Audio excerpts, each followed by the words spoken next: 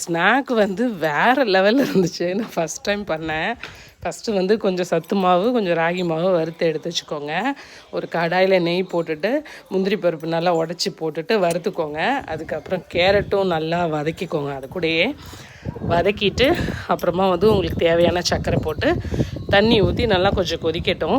கொதிச்சதுக்கப்புறம் நீங்கள் மாவு வறுத்து வச்சுருக்கீங்க இல்லையா, அந்த மாவை வந்து இதில் நல்லா ஆட் பண்ணி நல்லா கிண்டினீங்கன்னா ஒரு நல்ல ஒரு கட்டியான பதத்துக்கு வந்துடும். இன்பிட்வீன் நீங்கள் கோகனட் ஆட் பண்ணிக்கோங்க. இன்பிட்வீன்லேயும் தேங்காய் ஆட் பண்ணிக்கோங்க. மாவு வந்ததுக்கப்புறம் நான் கொஞ்சம் தேங்காய் ஆட் பண்ணிக்கிட்டேன். நான் கொஞ்சமாக ஆட் பண்ண மாதிரி இருந்துச்சு அதனால்.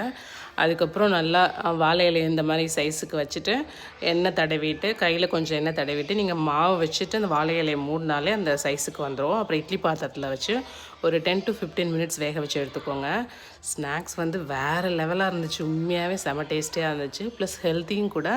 நீங்கள் சுகர் லெவலை மட்டும் கொஞ்சம் கம்மி பண்ணிக்கோங்க. ஏன்னா நான் வந்து கொஞ்சம் சுகர் ரொம்ப அதிகமாக ஆட் பண்ண மாதிரி இருந்துச்சு. பட் ஓகே, ரொம்ப நல்லா